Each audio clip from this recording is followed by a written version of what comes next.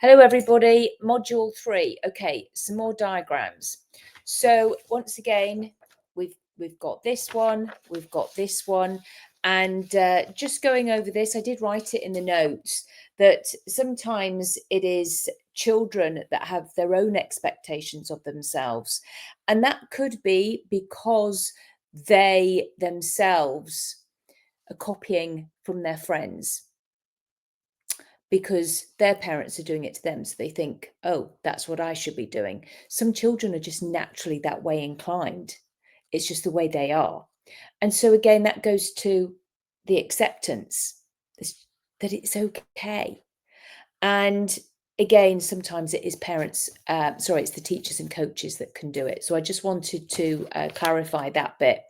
Now, the next diagram, or the next things that I do actually, is not any more diagrams, it's this. And it's the expandable ball. And when I am training this, you will all know I say I got this from Carl Smith. So I think it is important to say that to our practitioners. The diagrams say, they've come from Beryl Comer. I don't know if we have to say that all the time for Beryl, we'll ask her.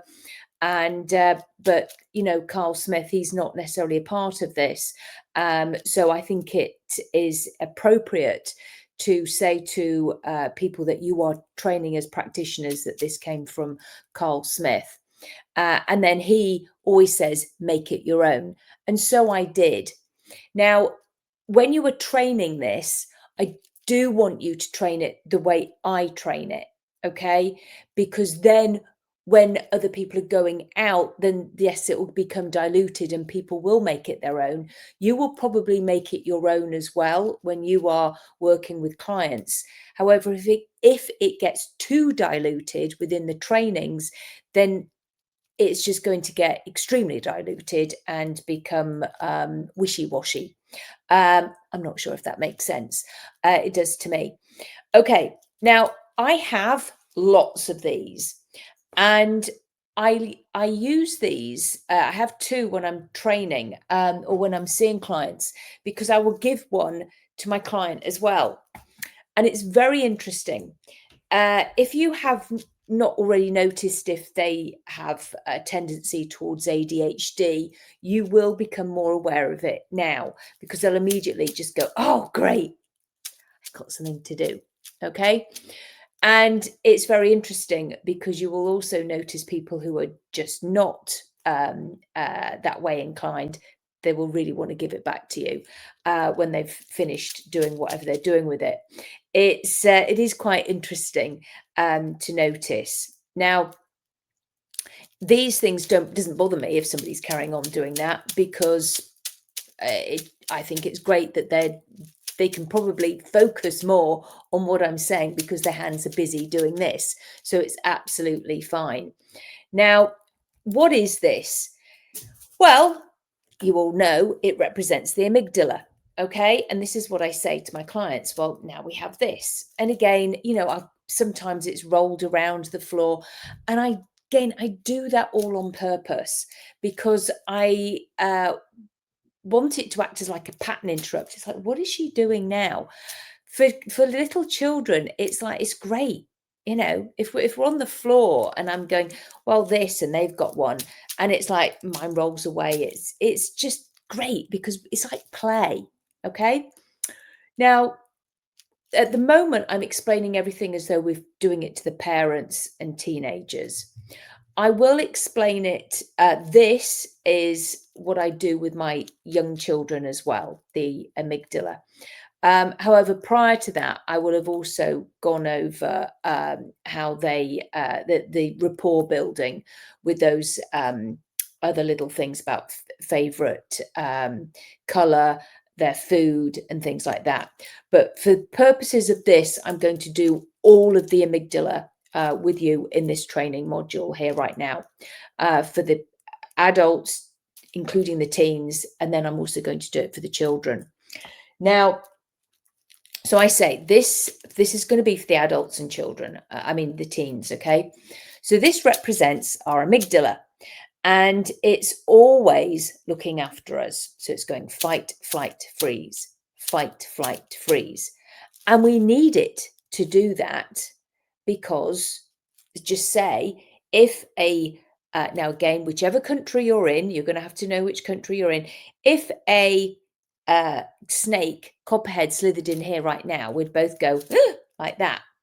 You may be in bear country, you may be in crocodile country. I don't know where you are, where there's something that might come in. Could be a wild boar or a wolf, or just make up any kind of snake, or just imagine, because we can all use our imaginations. So imagine if a snake came in right now, we'd both go like that, and we'd move pretty quick. We'd jump up on my sofa. Now, if I am with a man, I always make the joke, oh, and then I'll expect you to deal with it. Ha ha ha. Okay. And it's quite interesting. I said, but no matter what, we would just move, right? And they go, yeah, yeah.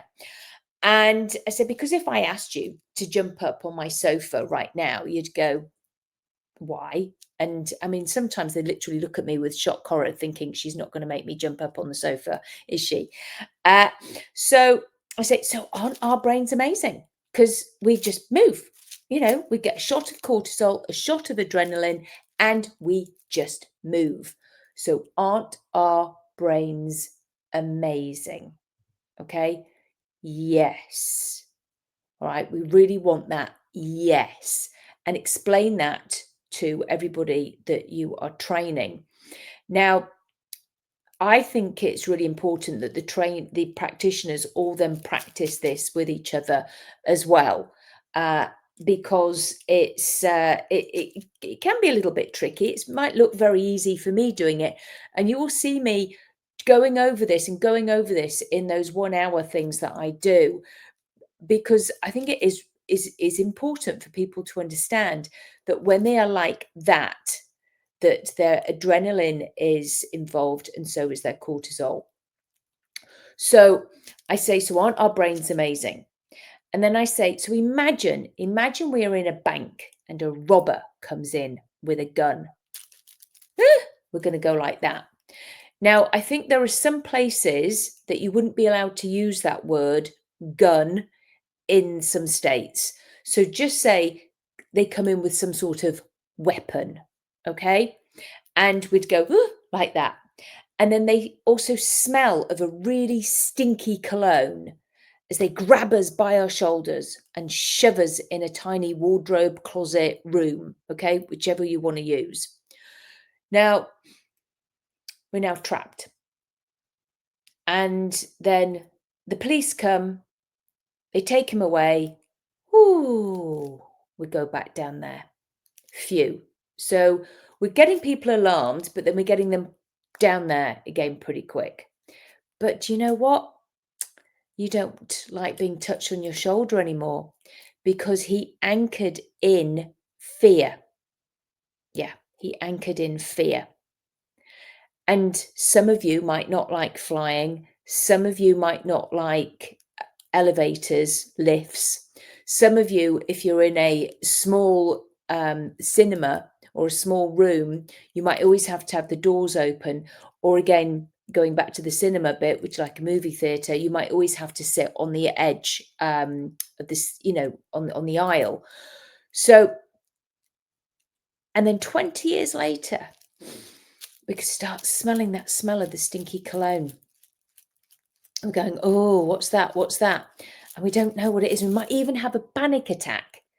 Now, we have no idea why we're having a panic attack, but the amygdala knows why, because it smelt the smell of that stinky cologne. It can hold on to it for 20, 30, 40 years and then rear its ugly head. It's quite interesting because smell is very powerful. Now, when we're like that, we want to explain to everybody, because when we're like that and our amygdala is wide open, it's called an AMPA receptor. Now, I got that from when I did my havening training, and it's like a big blob of poo. That is not in the havening training. That is in Claudia Rickard training. It's like a big blob of poo sticks on there, and it gets stuck on the amygdala. I know there's a few people who say they want to say in. I actually feel it's better to say on it, because when something's on it, it's kind of a bit easier to imagine it coming off than if it's in it. So I prefer to say on it. Now, and then that can catastrophize over time into like sloppy poo. So not only might somebody not like flying in elevators, now it's gone into queues of any sort. It's gone into groups of people. They just don't like being amongst other people where there's lots of, where they might feel crushed. So interesting, isn't it? All right. Now, it's because when we are trapped, our adrenaline is flowing. We know our cortisol is flowing as well. Adrenaline is a memory fixer. And so it will attach bad memories and it will also attach good memories. So this is an interesting one. Now, but that poo, we obviously don't want to get rid of good memories. We're just after the bad ones. So that is what we're going to do for our clients. Okay. So this is what we're training to our practitioners, that this is what we're going to be doing. And as somebody said to me, oh, so you're the pooper scooper. Yes. All right. And you can use that as well, because we say to people, our clients, my job is to get rid of this, so that instead of going like that and going from 0 to 100 all the time, we just go, so what? So what? Because we have got rid of that poo. Now, so this is what we do for our clients. What we want to know, and we write age. I'm in the state of North Carolina. I cannot use the word trauma. To be honest, I prefer this anyway. Significant emotional event. And it may not be an event at all. It could be the feeling, because we know that sometimes there are no words for things. It's just a feeling we get, a feeling of being unsafe, a feeling of not being good enough, a feeling of being unheard is a big one, a feeling of being lost, of just not being right. It's just a feeling, okay, which is a lot in itself, that word just. It's never just, but it is to some people. And then out of 10, how much that still upsets them. 10 being the worst, 0 nothing. We know we use the ruler, so it could be, you could put 12. Okay. Now, I give that to them and I say age roughly. It could be age 3 to 15. It could be this to this. It doesn't need to be in chronological order. And it could be just a few words. I do not want stories. Okay, it's just what it is to them, the feeling of shame. It could be a feeling of unease. It could be dog died. It could be whatever it is. They know it. They know the story and how much that still upsets them. So what we're looking for is like the frog in the throat. And we explain this to our practitioners, that this is how they explain it to their clients. It's like a frog in their throat, the thing that comes up behind their eyes, up their throat, behind their eyes, and makes them want to cry. You may even have tears there and then, even during while you're doing any of these diagrams, explaining stuff. And then, as I say, you can clear it once you've taught the practitioners how, there and then. Because if we get an ab reaction, tears, that is gold. Explain that to your practitioners as well. So, because we're not to be afraid of tears, okay? It's great. It's good. It's a good thing. Now, and then, as I say, 12 being the worst, we are going to clear that for them. We're not magic, all right? We cannot take the whole thing away. So as I say to my clients, when we're talking about the frog thing, I'm not magic. I can't take the whole thing away because it's what happened to you. But I can turn that frog back into a tadpole of frog spawn. And they go, oh, great. Okay, so again, we're getting another yes. Does that sound good? Yes. Okay, so great. So now we have that. That is what I give to them to do. If I've got a client who hates homework, they don't like school, I'm not going to call this homework. If I'm seeing a teacher, do you think I'm going to say homework? Well, they probably might like it. If I've got an academic, they probably like it. So, I'll also say this is something I'd like you to do before I see you next time. If I've already got a sense that there is a lot of heavy, heavy stuff, then I'll say to them, just do it outside in the car or do it the morning of before you come in and see me. I don't want you sitting here all week with this horrible thing going on because they've got it out and now it's come out and they don't know what to do with it. So, if we're going to open up Pandora's box, do it just before you come in and see me. I don't mind them coming in all distraught and unhappy and having, sort of like feelings.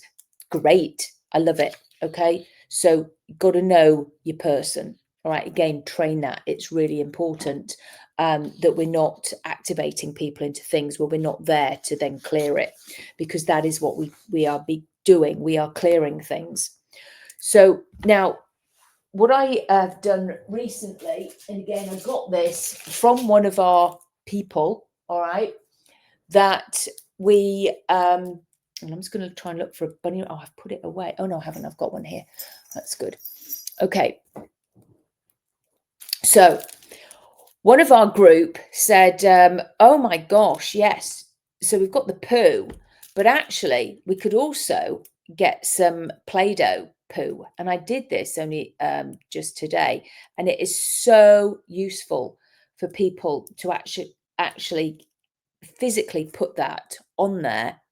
And then when you've done the eye movements, they can then take it off and give it back to you.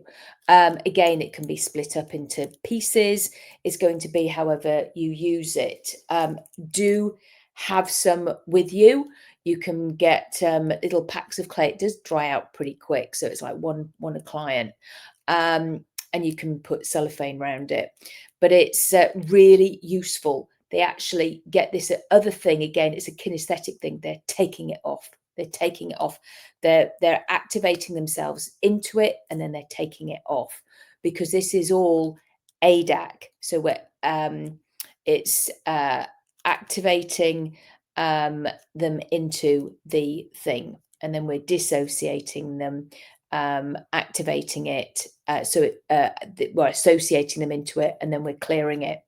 Okay, so and I'll explain that again in a bit later on when we're actually doing all the eye movements. Now, so for a little person, this is how we train it for a little person. And again, it's very different. So you might want to get your trainers, to your practitioners, to practice it the more grown-up way, for your grown-ups or your young teens. And then if your teenager is sort of like 12, 13, and you think they would get really scared about a gun, then just do it this way. Okay, so this is how we do it. So we will have already built rapport with the with the child. Again, I'm going to keep that on a different one. I'm just going over this. I might do this twice during the trainings. So imagine I'm speaking now to a little child, and this is again how you will explain it to your trainers. So that the child might be holding a ball as well. So this represents a very special part in our brain, which is called the amygdala, and it's always looking after us. It's going fight, flight, freeze, fight, flight, freeze. So that's pretty cool, isn't it? Now, sometimes something not very nice happens, and we go, whoop, like that. And it's often when we're trapped. And it could be, at school, or it could be something else. And when we're like that, it's like a blob of poo sticks on that bit, and then it sort of doesn't go down as easy. And then when something similar happens, we can get really upset again because that's still on there. Well, that's not very nice, is it? We don't want poo on our brain. Bear in mind, please, everybody, if you're seeing a child with autism, they will think that is literally poo because then don't get metaphors. They're way more literal. So you might want to say something like it's a bit like slime instead of poo, because they really will think it's poo on their brain. A younger child, sorry, somebody who is not autistic will understand because you've said it is like poo, okay? But that's still not very nice, is it? We don't want that. No. So I'm going to be getting rid of that so that instead of getting all upset about stuff, you're just going to go, nah, nah. So what? How does that sound? And that is all you have to say with a little person, okay? And then when you've then drawn around their body and they can, you know, identify bits and they can go and they can stick bits of poo on here. And then as you're clearing it, they get to take it off, okay? Adults like to do that as well. Believe me, they really do. Okay, so it's useful. Now, somebody said to me, so what are the good bits then? And again, this was a member of our group. And they said, is that like ice cream? And I went, yes, okay, because it's true. We remember good bits as well. And it's very interesting that the more poo that is plucked off, people start to remember the good bits. Okay. So instead of the negative towards, say, a parent, oh, they were always this, they were always that. Once we start clearing those negative memories and just changing them out, saying to they were doing their best, they did the best they could. It wasn't my fault, or I'm okay now, I'm safe now, let it go, that sort of thing. Suddenly, it makes way for these to be seen so much more, and the good things come. Okay. Now, if you are a trainer and you're training like teachers, this is really important because actually we can encourage more of these on here, explaining that when a child is having a really good fun time, then they are actually going to be learning that, oh, all the good times are stuck on there. And that is when we can start anchoring those in. And that will be in the next module or two, anchoring. So that is really great because now when you are if you are a trainer who is teaching emotional intelligence to a school, this is where we want children to be finding actually in their bodies. We don't need to be identifying this. They can be identifying all the good things in their life. And oh, where are the good things? And they can actually bring those out and see that they have them in their body. Oh, yes, when it's my birthday, I feel like this. Or when there's a party, I do get butterflies, but oh, it's excitement. Oh, it's this. It's nervous excitement. That's okay. So it's about changing it, being very clever with this, and actually anchoring in more positive states for our little people so that if there is ever any of this, well, there's almost no room for it because there's so much of this, or they just know that they have so much resilience inside them. That could be another word for it. Lots and lots of good things. And I just happen to have the bunny on me. I could have any toy or anything to represent the good things instead of that. I hope that makes sense. Again, this is why I want you to come back with me with questions in the comments so that we can go over it and discuss it as a group. Because I know there are some of you who will be training this to just different people, different groups. So I'm trying to cover as many bases as possible for everybody. And then you could have pink Play-Doh, you could have blue Play-Doh, you could have yellow, and children could actually stick the good stuff on them and go, yay, I have loads of good stuff. We can be as creative as we want to be. However, that needs to be taught in the training because it will depend on who you are training to. Because same with me. I'll be training different types of people. So I just thought I'd put that out there. Okay, so that is around the amygdala and the poo, the ice cream and that poo. As I say, we will all be doing this, practicing on each other. And I'll see you on the next one. Bye.